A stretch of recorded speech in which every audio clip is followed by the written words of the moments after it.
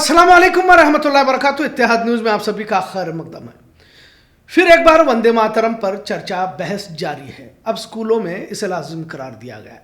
वंदे मातरम को लेकर इतनी ज़बरदस्ती क्यों की जा रही है? जी हाँ, जिस मौजू पर बोलने की कोशिश करते हैं, क्योंकि इससे पहले भी वंदे मातरम पर पार्लियामेंट में 10 घंटे की बहस हो चुकी थी। अब इस पर नया कानून ही बनाया गया है कि वंदे मातरम के पहले 6 बंद को राष्ट्रगीत से पहले पढ़ना जरूरी करार दिया गया है। अभी हाल ही में 28 जनवरी को दिए गए मरकजी महकमा की गाइडलाइन के मुताबिक पहली 6 लाइनों को राष्ट्रगीत की तरह इसे पढ़ना होगा और उसी तरह का एहतराम करना होगा जैसे जनगण मन को दिया जाता रहा है। सभी जानते हैं कि वंदे मातरम को लेकर एक पुरानी बहस है, क्योंकि सीधा कहा जाए तो मुसलमानों की मुखालिफत इसे पहले से ही होती रही। क्योंकि वंदे मातरम जो 1870 में बंकिम चंद्र चट्टोपाध्याय ने लिखा था और 1882 में इसे आनंद मठ में शाया किया गया था। और ये भी बताता चलूं कि आनंद मठ में मुसलमानों के नस्ल कशी की भी बात दर्ज की गई थी, बाद में उसे हटाया गया।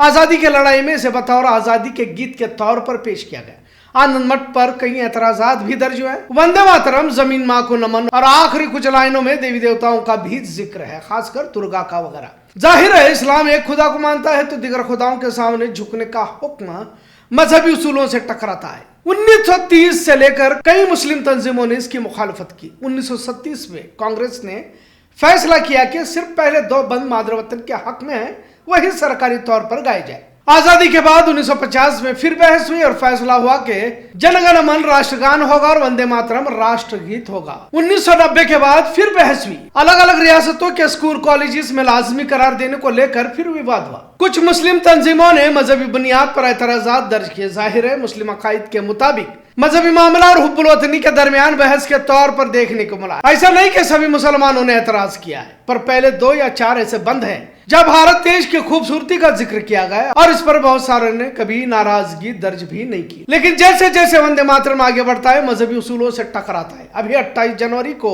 हुकूमत की जानिब से जनगण मन की तरह वंदे मातरम को भी पढ़ना लाजिम करार दिया गया, तो फिर से बहस जारी होती नजर आई। वाज़ह है कि आर्टिकल 25 और आर्टिकल 19 के मुताबिक आज भी इसे जबरदस्ती पढ़ने के लिए नहीं कहा जा सकता, क्योंकि संविधान में तमाम बातें मौजूद है। अगर किसी के मजहबी उसूलों से टकराता है और पढ़ना नहीं चाहता पर राष्ट्रगान के एहतराम में वो खड़ा हो जाता है तो उसे सजा नहीं दी जा सकती। खैर, इन तमाम के दरमियान सवाल यही उठता है कि आखिर इस तरह की बहस क्या आज के दौर में इतनी जरूरी है जिस पर कानून ही बनाया जाए?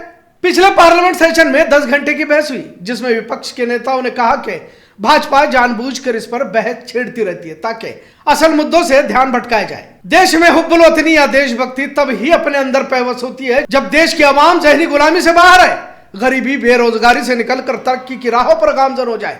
सिर्फ वंदे मातरम पढ़ने से ही देशभक्त साबित हो जाएगा कहना गलत होगा, क्योंकि देशभक्ति तो उसके अंदर के जमीर की आवाज होती है। भाजपा जब से सत्ता में आई है धर्म की राजनीति कर रही है और सत्ता में इन्हीं एजेंडों के तहत लोगों के जहन को मुंतशिर कर रही है। खास तौर से जानबूझकर ऐसा नियम कानून लाए जाए ताकि इस देश की बड़ी अकलियत मुसलमान परेशान रहे। हाल ही में आसाम के वजीर आला भाजपा के लीडर हेमंत बिस्वा शर्मा ने कहा कि मुसलमानों को परेशान किया जाए। अगर रिक्शा वाला 5 रुपए मांगे तो 4 रुपए देकर उसे परेशान करो। लिहाजा गौ हत्या को लेकर एक समाज की जान ली जाए। मॉब लिंचिंग से लेकर कारोबार तिजारत करने के लिए इन्हें परेशान किया जाए। ट्रेन बस सड़कों पर चलने वालों को महज मुसलमान होने की बिना पर हिरासा किया जाए। कंपनी फैक्ट्रियों में सिर्फ मुसलमान होने की बिना पर बाहर कर दिया जाए। दाढ़ी टोपी देखकर सड़कों पर जान से मार दिया जाए और धीरे धीरे इन तमाम बातों को इतना आम किया जाए कि जुल्म की बर्बरियत को ही खत्म कर रोजमर्रा की वारदात समझने लगे। बहरहाल वंदे मातरम को बार बार बहस में लाना इसी की एक कड़ी कही जा सकती है। अब अगर किसी उर्दू स्कूल में नहीं पढ़ा गया तो इस पर कार्रवाई की बातें होने लगेंगी और अगर पढ़ भी लिया तो कुछ न कुछ इल्जाम लगाकर हिरासा किया जाएगा। बहरहाल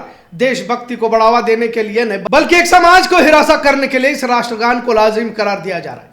कितने भाजपाइयों को वंदे मातरम आता है? देशभक्ति या राष्ट्रगान जबरदस्ती गवाने का नाम नहीं है, बल्कि जब भी देश पर मुसीबत आफतान पड़ती है तो जान के बाजी लगाकर मुल्क की खातिर मर मिटने का नाम हुब्बुल वतनी होता है। हर दौर में मुसलमानों ने इस काम को कर दिखाया है।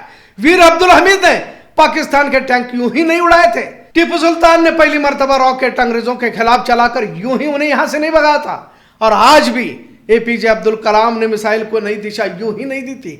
आज भी अगर मुल्क की खातिर लड़ने का मौका मयसर होता है तो सफ़े अव्वल में आपको मुसलमान ही नजर आएंगे। 2014 के बाद में तारीख उठाकर देख लो कितने लोगों ने पड़ोसी मुल्क पाकिस्तान को खुफिया जानकारी पहुंचाने वालों में किस धर्म के लोग शामिल है।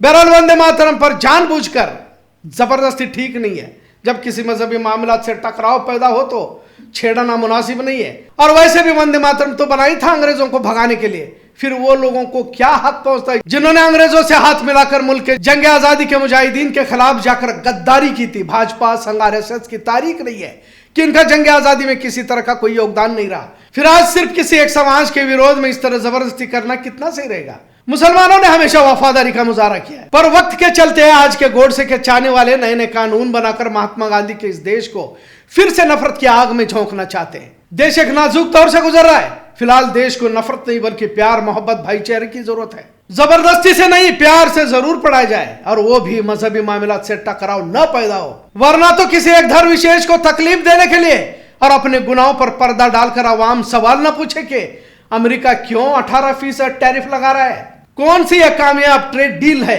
क्यों एप्स्टीन फाइल में नाम दर्ज हुआ है, क्यों डॉलर के मुकाबले में रुपया लुढ़कता जा रहा है, क्यों भारत गरीब मुल्कों की फहरिस्त में अपना नाम दर्ज कर चुका है, क्यों कोई देश भारत में इन्वेस्ट नहीं करना चाहता, क्यों भारत के अवाम खुद देश छोड़कर दूसरे देशों में रहना पसंद कर रही है। क्या फिर से भारत गोरों की गुलामगिरी तस्लीम कर चुका है। पहले ब्रिटिश थे, अब अमेरिका के हाथ का खिलौना बन चुके हैं। और इन तमाम सवालात से बचने के लिए ही कहीं वंदे मातरम का सहारा तो नहीं लिया जा रहा, क्योंकि देशभक्ति की जरूरत तो सबसे ज्यादा सत्ता में बैठे लोगों का है, इतना जरूर। आज का मौजू कैसा लगा इस पर जरूर कमेंट करें।